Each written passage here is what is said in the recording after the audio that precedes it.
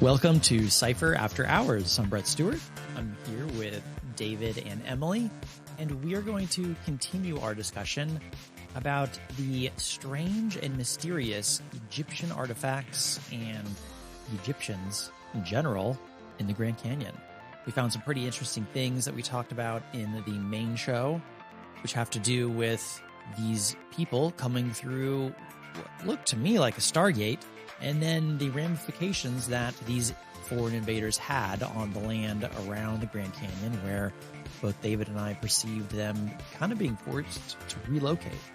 But this was not all that we got in the original remote viewing sessions. We got a lot of other strange things, actually. Emily, do you want to set up the discussion here before we jump into some of the remote viewing specifics?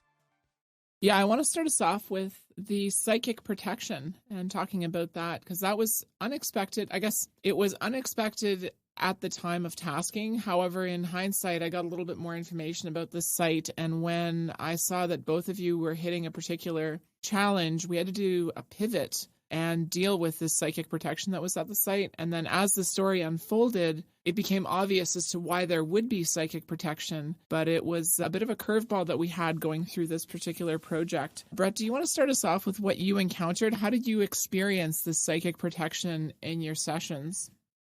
I began my very first session. I actually got site data. So the very first descriptive work I got is I was describing the Stargate itself.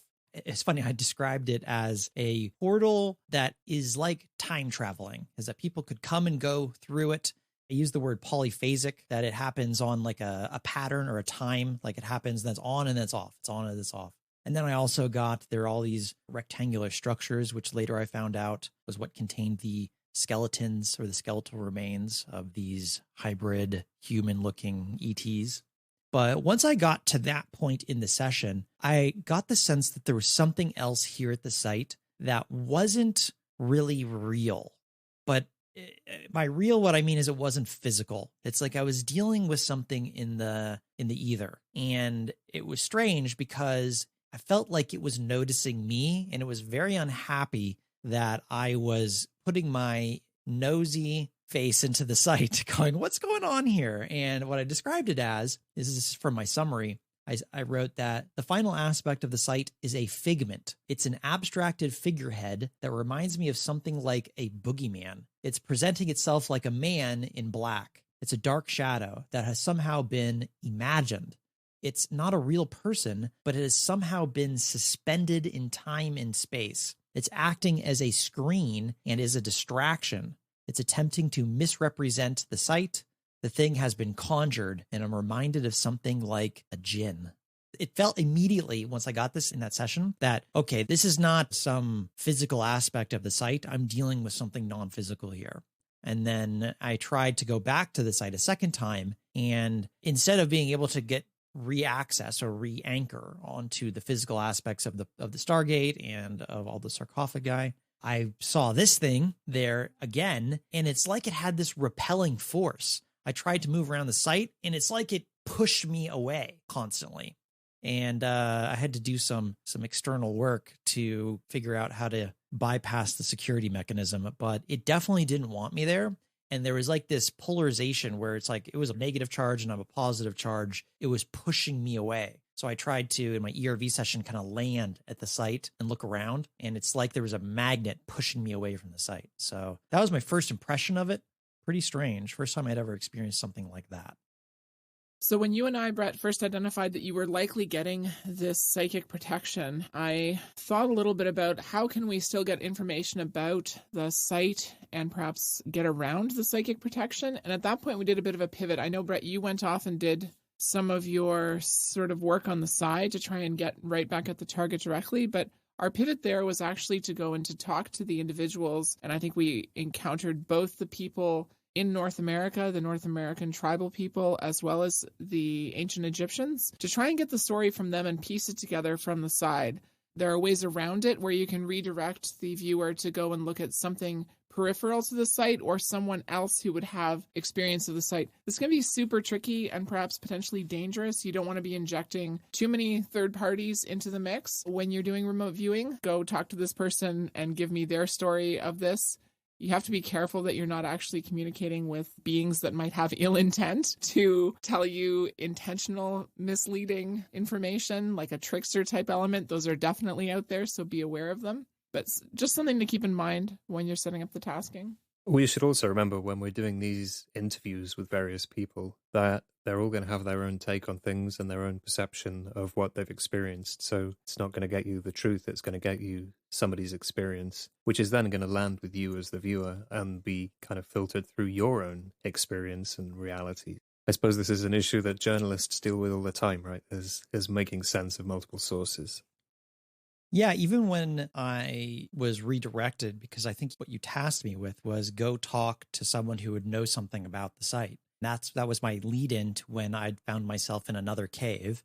But this time there was this elder shaman Native American fellow in the cave, and I got the whole story from his tribe. But from his perspective, when I asked him what was inside the coffins, because the first time he described it, he showed me that, his clan or the warriors had looked through the hole and they saw this box, this coffin. They didn't know what was inside of it. And so I asked him what's inside the coffin or the box that he showed me. And he's like, I don't know, and doesn't really matter. All I know is it's really, really bad news. And it's at the end of the day, it doesn't matter because we had to move because of this whole event anyway. So it wasn't until I came back around kind of through the side door and I had done some other psychic work, let's just call it some psychic tech I recruited on the side, which allowed me to cut through the psychic protection that was there. It was really interesting because here was the narrative. First, I did a pen and paper session. I got that there was some sort of protective being or element, like a genie of some kind, a jinn. It's like a conjured spirit preventing access or trying to disrupt. That was the first. Second time I tried to go back in a normal ERV session, and that's when it felt like it was repelling. It was pushing me away, and it was almost trying to grab me at the site too, like it was after me, which was really annoying because I was trying to focus on what was there. And so I abandoned it. And so I'm like, okay, I need to figure something else out. So I went and did some other work, came back with different tech. Let's just call it that because I don't want to go into the details. And I expected to actually have to interact with this thing a third time. But what I had done was sufficient enough that I actually didn't even trigger it, that it didn't even show up. It just stayed dormant. And so I arrived at the site astrally, and there was no barrier there. It did, however, feel like I was in this molasses of energy, like really thick energy that I was cutting through. And that's when I was walking, or not walking, but just moving my perception through the main hall, down through the stairs into the tomb, looking at what was in the tomb. It felt like a really thick heaviness, just the energy there.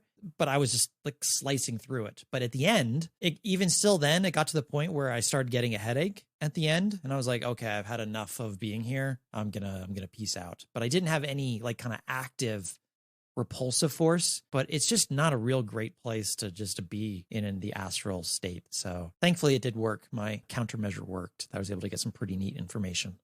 It ties into what's associated with those bodies, because there's two different things going on here. First, there's the protection. I think there is an element, and even the shaman discussed this. He said there's something that was set up here that I didn't mention this in the main show, but the shaman discussed that when these invaders showed up, that the shamans of his tribe and other tribes, he used the word daywalkers. I have no idea if that's the right term. I probably heard it wrong. So please don't get upset if I do. It's just what I heard in the session, is that daywalkers were the people in his tribe that could astrally project out of their body and go spy on what's happening somewhere else. And I think they were doing it with drugs. But this psychic protection was originally set up because I asked him, do you know what this thing is? And he said, yes, I do. It's bad news. He called it the Ancient One, and it's a locking spell was the word he used. Again, these are just words that are these are my vocabulary that he's impressing upon me for understanding. So I'm not saying these are the exact names he might have used at the time, but that this was originally put up to stop the natives from being able to spy and see what was going on down in this facility that was being created at the time it was being created. So it was like a fence for them to prevent their shamans from figuring out what was really going on. So often when we encounter these types of defenses, our first inclination is to, I'm going to crack the defense. I'm going to get in because it's a challenge for me. But I think that it's important to always consider why the defense is there. Sometimes the evil is what you're being protected from, why those protections are there in the first place. I gotta say, this is the first time I've ever experienced one of these where it's there for my own protection. Usually it's there to hide people's dirty secrets. I think that it might be a bit of both. I think that it is actually there to prevent people from kind of getting in because they might harm themselves. I think that's almost like the end result of all this time being passed. Whatever civilization that had access to this portal or Stargate to build this underground facility to bury ET bodies, they're obviously not there anymore, at least not in the way that I could perceive. And it was really the entire facility underground was empty. It was just completely vacated from my perception. But so with the way it's acting now is as a way to keep maybe individuals that might stumble across something and maybe be harmed by them out. So there is a good reason for it being there in that sense. Back when the barrier was erected for the first time, I do not think that this was necessarily for the good intention or goodwill of everyone in this space. I think that this was a tool that was used to keep the native tribes away from the site and understanding what was going on. And the reason I believe this is because the other beings, humans, that came through the portal were not good individuals. These were some really evil, twisted people, which I think we'll get into in a little bit of who these were. I know you have a deep dive on this, David, as well, on how they came to be the way they were.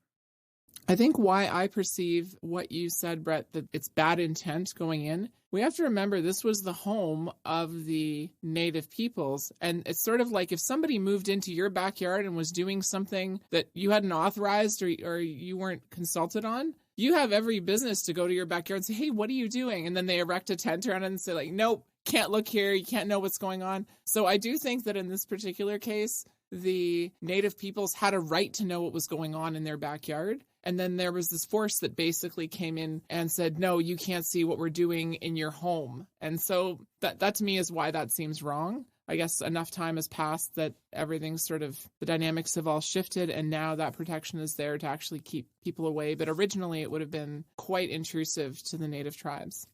There's a good point about like the good and bad or the morality of these things, isn't it? That it can shift over time. The things stayed the same and the world changed around it, and it went from being a negative thing to potentially keeping people safe from something really bad.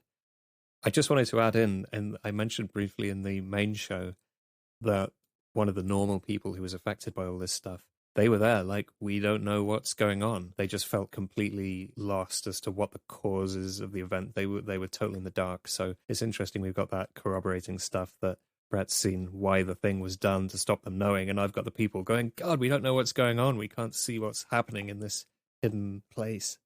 Yeah, they were prevented from not only by force physically from being able to go up into this complex, but they couldn't even project into the complex because of this psychic protection that was erected around it. And I mean, today, those bodies, I mean, the way I'm perceiving them is that there's a toxicity associated with them. And from the vantage point of the shaman, the native elder, he described it as they're cursed, that you wouldn't want to be in the same presence as this stuff. It's really, really bad. Now, this doesn't mean that if there are, I think this is important for clarity's sake, if there are other underground chambers there, that they all have this really horrible, destructive stuff that you don't want to be around. There actually may be a huge underground complex there that really is worth exploring. It's just that the most significant one that we were drawn to is very dangerous. And so you wouldn't want to just haphazardly come across it and walk into it. It might have some dire consequences. And it makes me wonder if the Smithsonian did end up going in there, did they run into some of the problematic, toxic, chemical, radioactive, whatever you want to call this, cursed objects, which is why they put up barriers, filled things up with concrete to make sure no one else could. Yeah, I think that's a really good point. It's almost like there's a physical barrier put in place because of all the physical challenges that happened to individuals who did try and go in there and deal with this. And then there's also this psychic barrier. I do want to add, though, that I got some, say, psychical data, not remote viewing data. I just want to be clear, but this is psychical data that there are, in fact, other chambers, other areas of this complex that are beyond this sort of toxic bit that might not actually be toxic, but that didn't come up in any of our sessions. We sort of very much focused on this piece that was very toxic and dangerous, but that there are these other things that I think are there based on some of the data that I've seen from other psychic sources. Yeah, I think there could be a whole underground city there of connecting tunnels and causeways. I don't think this was a one and done type of thing. Yeah, the Kincaid article says, I think 50,000 people could have lived under here. I think maybe from the structures that are described in the article, that may be an overestimate, but it was big. There's a lot of room in what's described there. David, you mentioned you got blocked or cut off several times, and then I think you actually went into looking at why you were blocked and had some theories or some postulates around that. Why don't you share those with us? So I'm going to get into this shortly, but there is an origin story to the people who came through the portal, because clearly these are not normal people, right? And this gets very non-physical and very, very strange. And it was when I was investigating these aspects of it, when there was contact with this phenomenon, that I didn't get bounced, but my data just cut off. It was like there was nothing there. And I was there it was like trying to get blood out of a stone. There was just nothing. So a couple of times I had to kind of change tack and go, okay, well, this is not working. I'm going to move to the human who's experiencing this and see what's happening to them. And then I got around it fine. I didn't experience any negative side effects or bad juju, but just a complete full stop in the stream of data. So, David, when I saw the origin story from the native shaman, he actually showed these individuals showing up. They came through the Stargate and they showed up, and he showed them from his vantage point where he could see them in the distance. They would post up on the edge of the canyons up on the cliffs, and they just would stand there for long periods of time, which I thought was kind of ominous and dangerous looking, like, oh, what are they all about? But the way he called them is he called them dark sorcerers, that these were individuals that used some sort of magic or something beyond them that really was nefarious. So I think that these may have been related to the psychic protection. Perhaps they're the ones who set it up in the first place, but they had a lot of malintent. And I even had them abducting people and taking people back through the Stargate, taking them away from the tribes, which was another reason why they had to move. But you got a whole origin story of who these dark sorcerers were. They were kind of like the muscle for these invaders from Egypt. Yeah, so I'll go right back to the beginning, because my very first session on this target, I thought, this is another one of these ones where there's no woo-woo, there's no mystery. I was looking at a shamanic ceremony, and it was a really interesting session, but there was no real woo-woo involved in this. It was really cool. It was like a rite of passage or something like that, like a traditional shamanic operation where the person undergoing the ceremony they like go to one person and they give them an object, and then they go to the next person and receive one, and they go down the line like this, and everybody's pushing and shoving them. It's like a theater. It's a theatrical opposition. So the whole act is symbolic.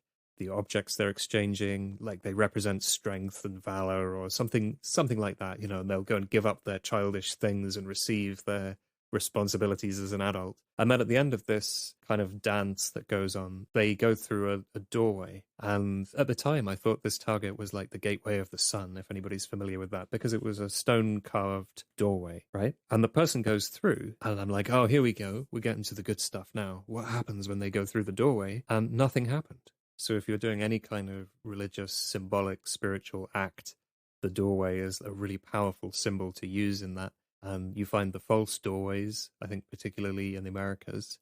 But then look at Stonehenge. It's full of archways. You're leaving one space and entering another. Stone circles are another example of this kind of segregation of space for a spiritual function. So this motif appears all over the place, and it's such a powerful symbol. Even if you walk through a doorway in your house, right? You ever had that experience? You get up and you go into the kitchen and you forget what you went in there for. It's because that context shift is a real psychological phenomenon that does stuff to your mind and your experience, right? So it's being leveraged in these shamanic ceremonies for the same purpose. It's like weaponizing forgetting why you went into the kitchen for a spiritual function.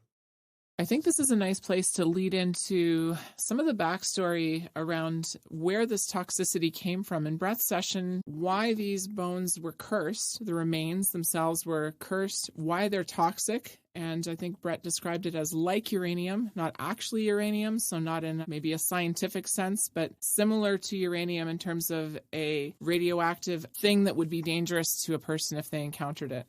Brett, why don't you start us off with a story, and then we can tie some of David's data back into the mix here. Yeah, so I think this begins with the bones themselves, as you mentioned. And there's like two different properties to these things. The first is it has some sort of a physical effect on the environment that acts like a toxin that is destroying and harming the environment. So, I mean, bats aside, in the modern day of trying to protect flying critters around the Grand Canyon, these bones, for whatever reason, or the bodies, the stuff that was brought through was very dangerous. But the other thing is that it wasn't just physiological. It also seemed to be spiritual as well. And I got the sense it's like there was a curse that was associated with it. And at the end of the main show, I brought up the idea, and Dave and I briefly talked about it, where Moses came into the work and the 10 plagues of Moses in Egypt. And that was exactly what was linked when I was getting this data to these specific beings in their bodies, is that they were cursed somehow, and these plagues seemed to follow them, which is why if you're trying to figure out where to bury these bones, you can't just destroy them.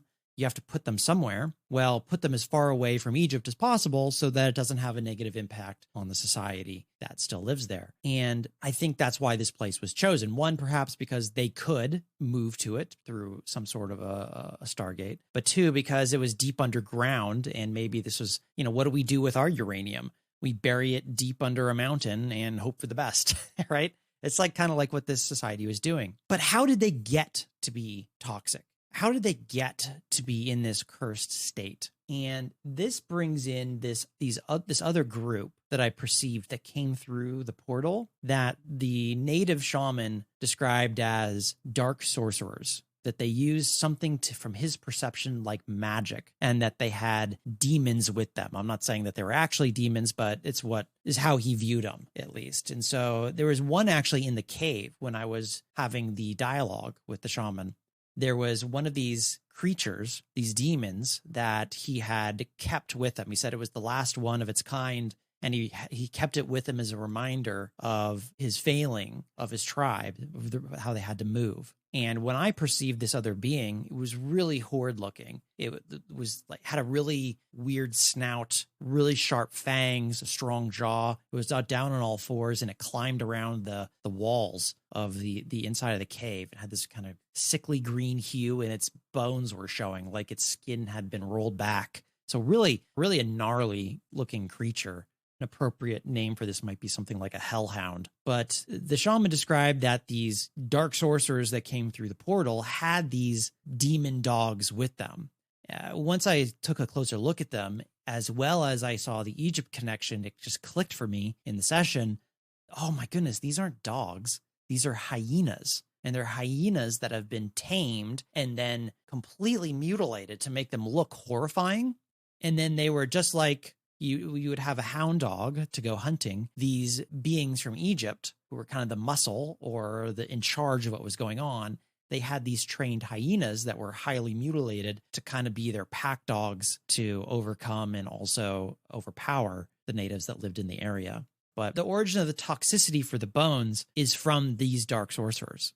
Is that the curse or the toxicity or whatever it is, or maybe it's the plagues that in the story of Moses, that perhaps those pharaohs at the time were actually cursed by these dark sorcerers. And I know, David, there's like an origin story. Perhaps it's in Egypt that it occurred. Perhaps it's occurred in other areas. But you got kind of, if my understanding is correct, how these dark sorcerers are made and a little bit around why. Just wanted to interject a little bit of pop culture lore at this point. There's this movie series that I'm reminded of called The Mummy, where the whole plot of the story is that there are these dark sorcerer individuals, almost like a class of people in Egypt that has this like dark magic element to it. And then the mummy of this dark sorcerer is awakened, and it actually brings the plagues back into modern day Egypt. And there's this whole like kind of Indiana Jones adventure. I think it's actually with Brendan Fraser as one of the main characters. When you're describing all this stuff, I'm totally reminded of the Mummy movie. If anyone hasn't seen it, I think it's the original one is a great movie worth watching. Yeah, it's a classic. So these dark sorcerers, they seem physically like they're human beings, but they have strange and evil powers and these weird dogs, and they can somehow open portals through space and time. These are not normal people. And I think what about half of my session work describes is the process by which these people, and they started off as humans, the process by which they end up in this weird state, doing this really bizarre and dangerous and unpleasant task somewhere completely different. So my initial session, the very first target contact I had a bunch of people doing what looked like a shamanic initiation. That's what I called it in my session work. And there's this young man, he's going through, imagine like a dance where people are pushing and shoving him. It's like a trial, but it's, they want him to succeed, but everybody has to go through this process. And at the end of the trial, he's going to walk through a big stone doorway, and that's kind of the symbol of his passing into adulthood, or it's some kind of status is conferred. And so it was really interesting for me because it was like doing anthropology. There wasn't any woo-woo, there was no aliens, there was just these people doing this thing, and it was cool, it was interesting. So I turned in my session, and Emily retasked me and said, I think there's psychic protection here. There's woo-woo going on, maybe like try and go through the door. So I'm thinking like, oh, is it a portal? What's going to happen? What is this? So I go through the doorway, and it's a total anticlimax. There's nothing happens. It's literally just a prop. So I think, okay, let's look at this young man. What happens to him when he goes through the doorway? So I follow him through. Physically, he just walks through. Nothing happens. He doesn't get teleported. But in terms of his experience, it's like he's wearing VR goggles or something. He's having an inner experience that is like a shamanic journey. And in shamanic practice, as you would kind of encounter it today, this is a super normal thing to go to the lower worlds. You can equate it with going into the subconscious. It very much overlaps with the kind of psychic practices that we might do. It's not the same as extended remote viewing, but it's in the same ballpark, right? So in this altered state, you can have a whole range of experiences. And what I perceived this guy doing is he was like following a pathway down, which is totally shamanic lore. He was following a butterfly or a bird. It's all very nice and natural. So down he goes until he's in this dark space. So I'm there watching, and I go, hey, now what? He's just here in this black, empty space with no context. Is anybody else here? And he goes, no, we have to wait. We have to wait humbly and patiently, and they will come. And I'm thinking, oh, cool, this is going to be, we'll meet the shaman gods or something. And then these animals turn up, and they start scanning this guy, like with laser beams, like on Star Wars or something. And they're not really animals, it's a disguise. This is more psychic deception going on. And every time I look at them, they're kind of glitching. And one of them is a frog, and then it's sort of, oh, maybe I'll be a raccoon instead. The form isn't quite stable, but I think what's happening is this person doing the shamanic ritual is being deceived, because animals are very common things to interact with in a shamanic context. And he's going into this, he's doing his normal thing that his culture does, right? They're not expecting this to happen. The animals that turn up are not the animals that he thought they were.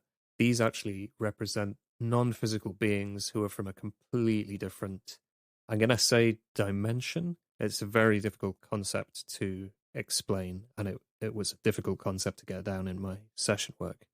When I saw them in the ERV session, these kind of dark figures standing up on the edges of the cliffs, I actually didn't see them with human heads. It's like they had these big helmets on of animals. And I think that I might have been perceiving Egyptian god heads, but at the same time, they may have also had different heads as well. They certainly were animal heads that were on top of them, but it was rather kind of grungy, but I don't know. It was kind of a spooky, possessed human is what it looked like. And they had these hounds with them that seemed like messed up hyenas. So it was pretty wild.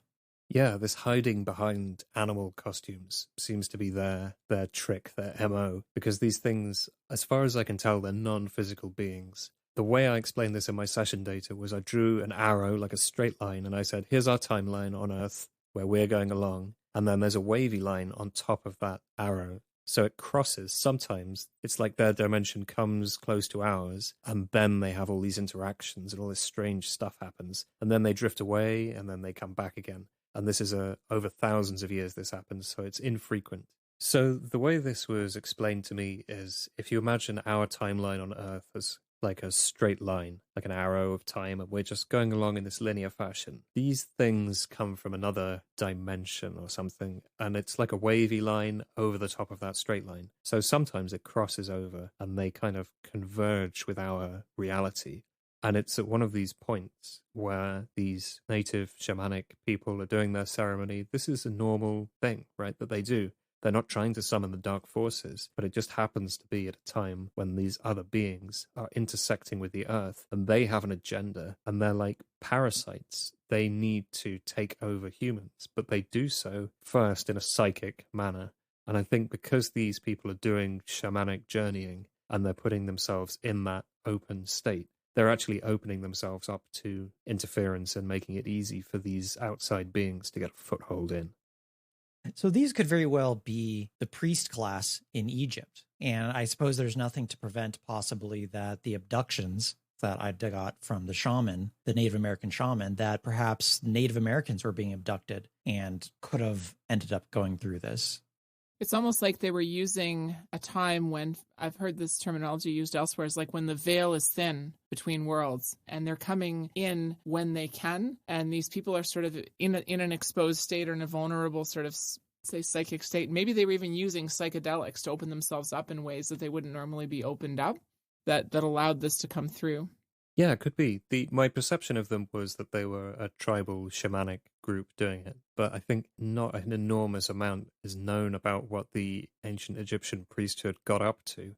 And there's certainly an awful lot of claims that there's a great deal of secret stuff that they got up to, so perhaps they would have been conducting a ceremony like this as well.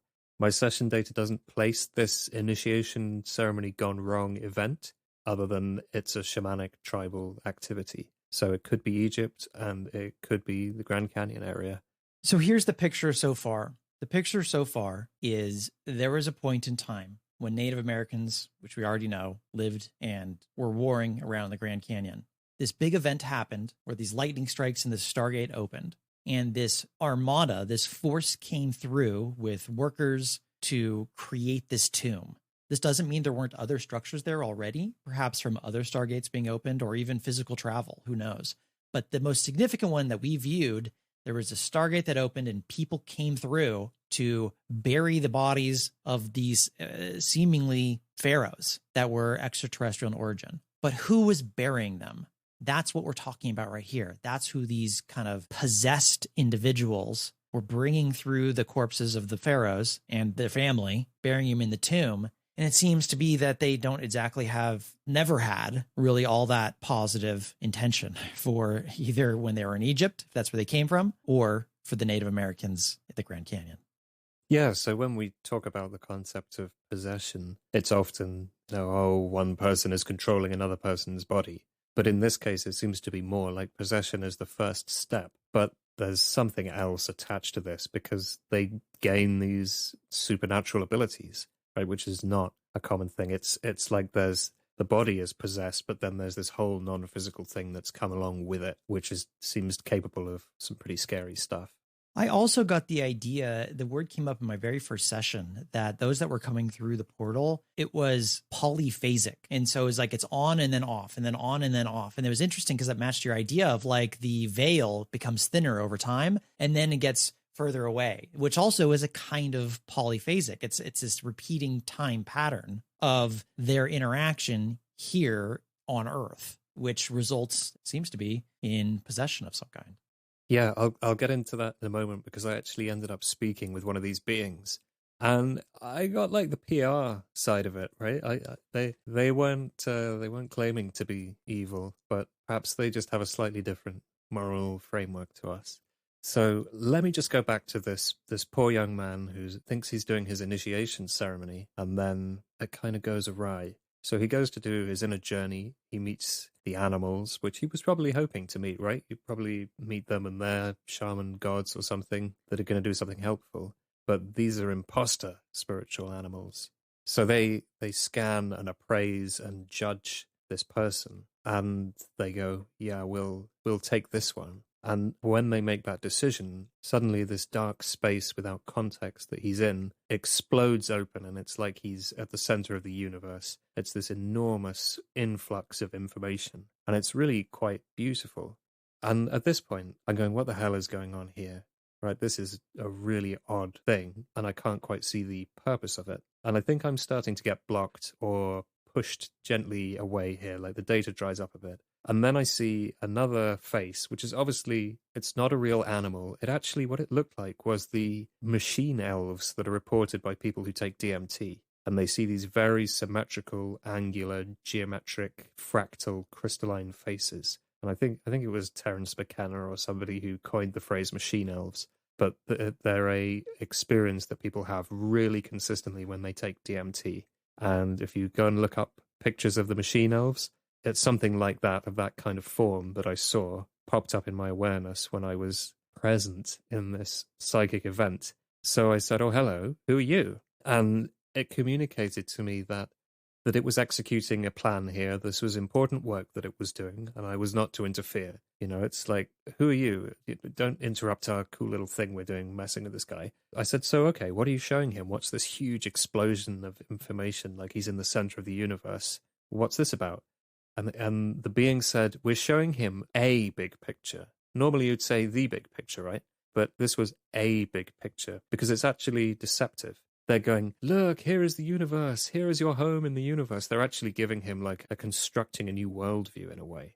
And I said, well, why the hell are you doing this? Like, what is the necessity of you coming all this way to talk to this shaman? It's probably his birthday. Like, what are you doing? And I got this incredible perception of they're building a psychic structure which persists throughout time. And I had my coolest AOL of 2023 so far, which was a psychic time crystal. And then we got into the stuff I've already described about the way that their timeline intersects with ours and goes in and out. And they say, like, they come, they bring things. They say it's good stuff.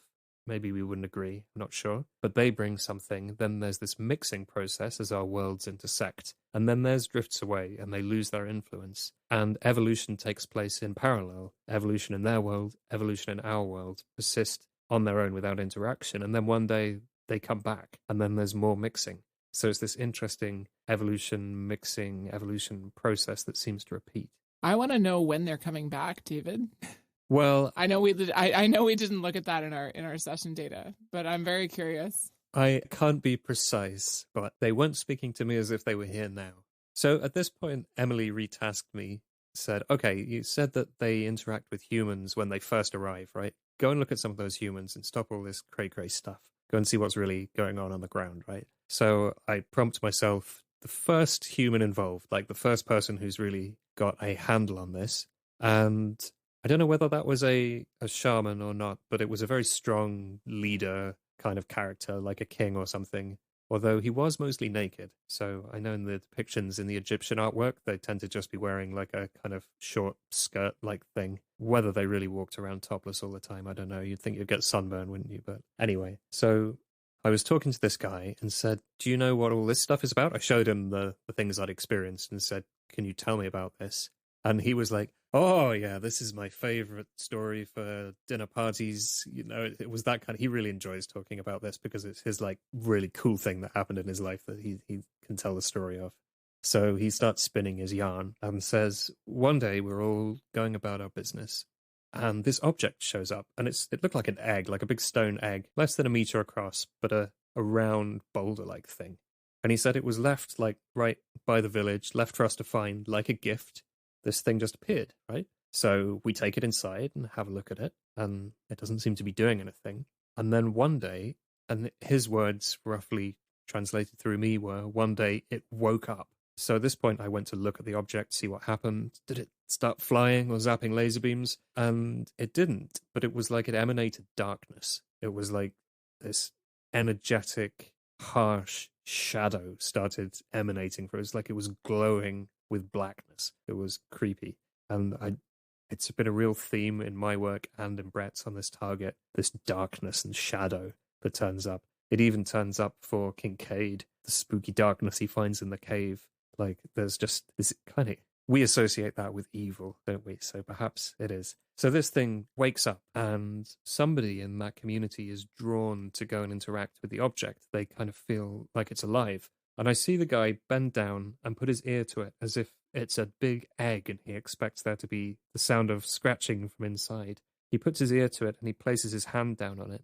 And as he does that, I feel this tugging sensation, which is exactly like having an out-of-body experience. I felt it before. It's a really distinctive feeling of like being forcibly sucked out of your body, and it's unmistakable. And I can feel that in my own body as he puts his hand down on there. And he was basically compelled into an out-of-body state. And I've written that he was like OBE abducted. So this object is somehow instigating this experience. So I follow the guy out of body, and he goes up into space. And he's up there floating in the stars. There's a being there. And have any of you guys seen those full body beanbags that are like 7 foot long, huge beanbags that you can just collapse into like that? It's like he's sat on one of those, but it's actually this being that's kind of enveloping him and going, you know, you look over here, and kind of pointing him around. And he says there's a star up there, and it looks like the other stars, but he feels this deep connection to it. He knows that it's really significant and that that star is the source somehow of all this weirdness. And then they do something absolutely horrendous to him. And I couldn't really work out what it was. I got blocked pretty shortly after this moment. But it was something like they turned his identity or his soul inside out. Or so he got really metaphysically messed up in a really unpleasant and unconsensual way.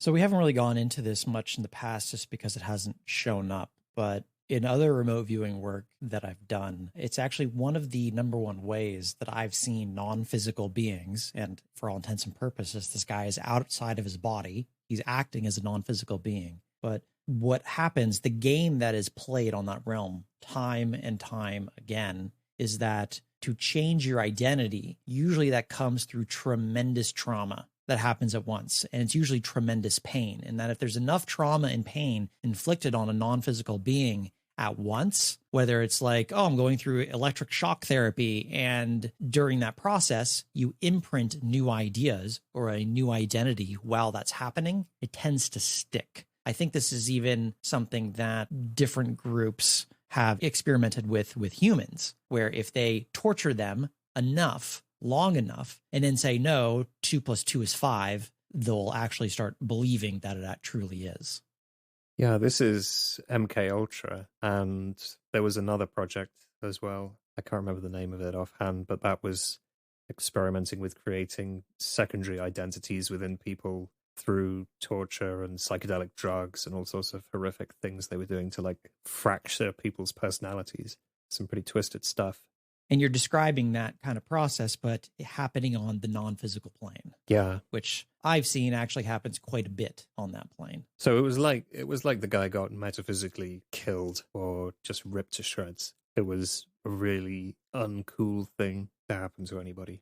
So I spoke with what I think is one of these parasitic beings from this weird other dimension, because after this terrible thing was done to this guy in the OBE state, I got blocked, I got cut off. So I prompted myself, just move to the person who knows what is going on here and can explain it to me honestly now. And just like, give me the truth here.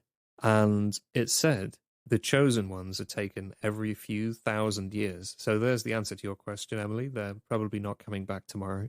Hope not. They're taken as a link, anchor, or hook for travel. It's how we come and go. And then it says, we come in peace. We bring or send good stuff. There were some more claims to be bringing positive influence for humanity, but I'm not sure whether I trust them.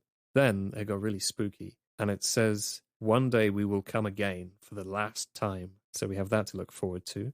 And then it started asking me questions. It said, did you ever consider that you weren't the first civilization on Earth? And I said, like, honestly, I never really gave it much thought. It doesn't affect my day to day, you know? And it goes on, there have been many before you and will be some after too. We are laying the groundwork. We're planting seeds. The inevitable outcome of what we're doing here is development. We're helping you along. And then at the end of this, I don't know if this was noise or AOL or I didn't quite interpret the data right. Maybe I did, but I had this really funny sense that they wanted to help us because they kind of wanted us to finish our turn on Earth so they could have a go. It was like, come on, hurry along, children, and grow up. So even if they were doing something that turned out to be positive for us, I think they're acting entirely out of their own self-interest.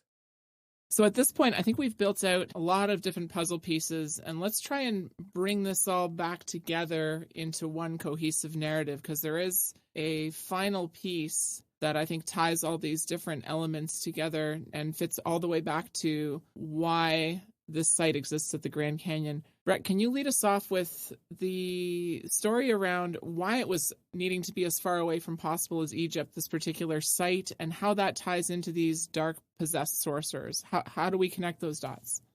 So I think the final tie-in here is the origin of the bodies in the tomb. So these are the extraterrestrial bodies. Their skeletons are still there. And interestingly, there's not a lot in there as well. Agato is a rather vacant tomb. There was no gold. There were no expensive looking statues kind of just hanging in a chamber full of riches. There's just some tombs with some skeletons in them. But the skeletons themselves, I think that this was the family of a pharaoh in Egypt, which was not human. This pharaoh had an enemy class, and the enemy class is directly linked to what David really went in deep and explored, what their motivations were, where they come from. And that is what came through with the bodies of the pharaohs. And this dark force that's been possessed by a parasitic energy that the veil is thinner and it affected them. I think that that has affected humans in Egypt and ultimately resulted in the pharaohs being overthrown. But they were overthrown in a way where they couldn't just be buried somewhere in a temple in Egypt.